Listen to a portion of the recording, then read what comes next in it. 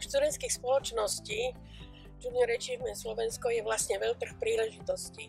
Príležitosti niečo dokázať sebe, dokázať tým ostatným a aj dokázať niečo v živote. A ako na to? No v prvom rade treba mať motiváciu sám v sebe. Pokiaľ nás niekto musí do niečoho dokopať, už to nie je ono. To znamená, že každý z nás musí sám chcieť niečo sa naučiť, niečo dokázať, niečo ukázať, niečo vyrobiť, ale to nie je všetko.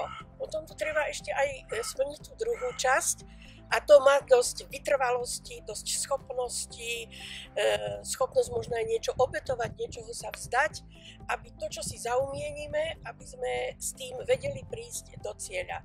A ja by som skončila takou múdrou vetou, povedal ju Abraham Lincoln. Hovorí, že príležitosť prichádza k tým, ktorí ju očakávajú, ale zostáva s tými, ktorí sa činia. Tak, veľa zdaru.